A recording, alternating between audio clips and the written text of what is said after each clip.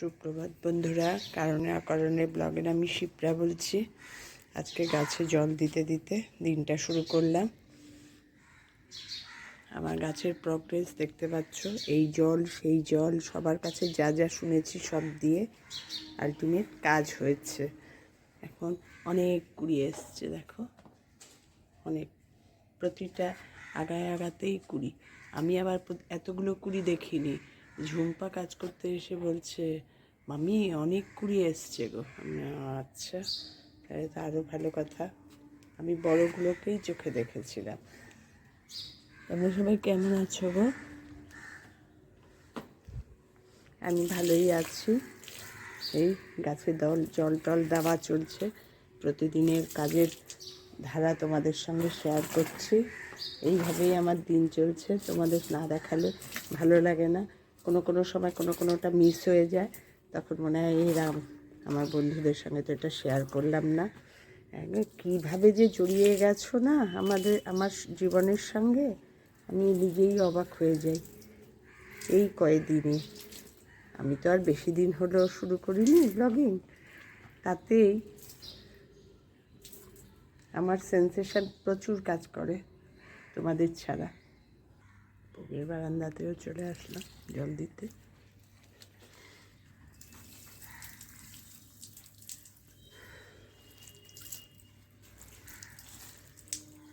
এখন আবার গাছ কিনতে যাওয়ার বাতিক উঠেছে, কবে যে যেতে পারবো জানি না, কিন্তু বাতিকটা উঠেছে আবার। নতুন কিনে আনার পর কদিন চুপচাপ শান্তি থাকি ওগুলোকে দেখে দেখে। পুকুরের বারান্দাতেও সব জল দেওয়া হয়ে গেল, এবার 3 তলার বারান্দায় যাব।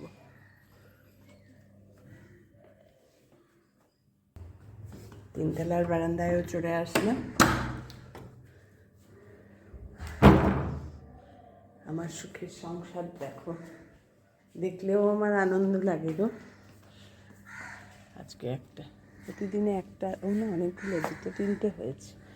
প্রতিদিনই টগর ফুল গাছে 2-3টে করে, যে কুড়িগুলো বড় হয় সেগুলোই ফুল হয় পরের দিনই। প্রতিদিনই আমার হচ্ছে 1-2 করে। এরিকাটাকেও দেখো, সে ঘরের মধ্যে থেকে কি হয়ে গেছিল, এখন দেখো।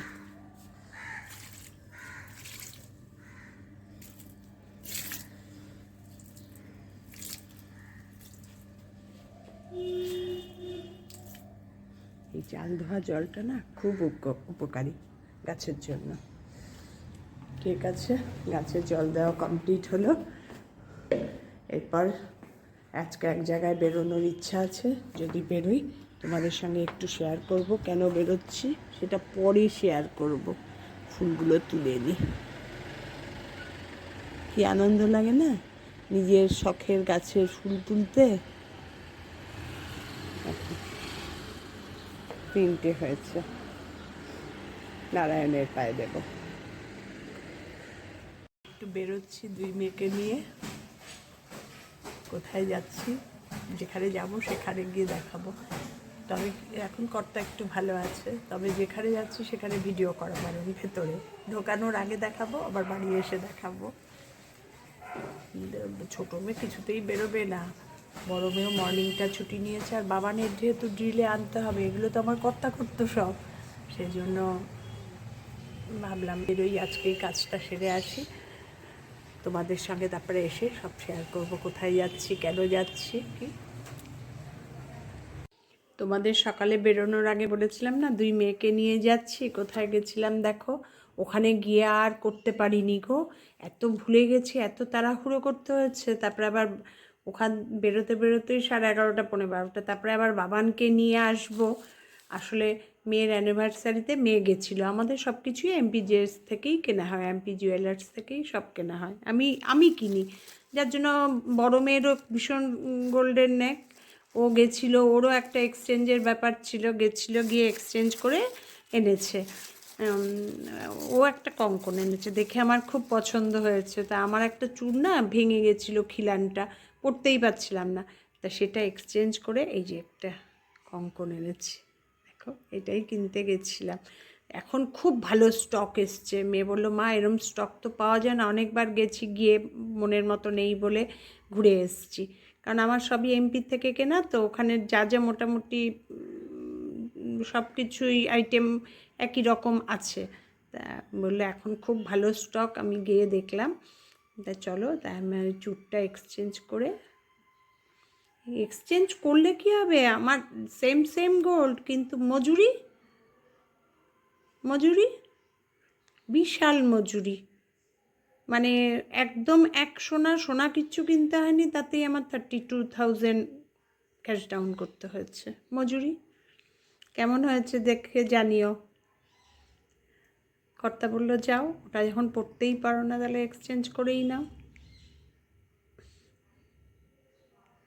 এটাই তোমাদের কতক্ষণে দেখাবো। এই বাড়ি ফিরেছি 1:30 নাগাদ, এসে আগে কর্তাকে খেতে দিলাম, ওকে ফ্রুটস কেটে দিয়ে বেরিয়েছি 11:30 12:30। আবার বাবানের 1:30টায় ড্রিলের ছুটি, ওকে ওখান থেকে স্কুল থেকে তুলে হুড়ুমুড়ু করে বাড়ি এসে আগে ওকে খেতে দিয়ে তারপরে তোমাদের দেখাতে বসলাম। কেমন লাগলো জানিও এই কঙ্কনের ডিজাইনটা। অর্ধেকটা এরকম, অর্ধেকটা মিনে করা।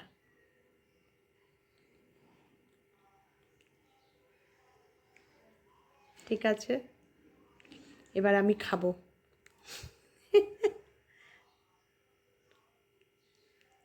সোনার দোকানে গেলে না মাথা পাগল পাগল লাগে গো। আমিও খুব নেশা ছিল আমার, এখন অনেকটাই কমে গেছে, কিন্তু বড় মেয়ের একদম কমেনি, আরও বেড়েছে। একবার এক একটা কিছু কিনতে গেলে, কারোর কিছু কিনতে গেলে ওর একটা পছন্দ হয়ে যায়। ছোটো মেয়ের এসব সম্বন্ধে একদম নেশা নেই, ও পছন্দই করে না। তোমাদের কেমন লাগলো জানিও।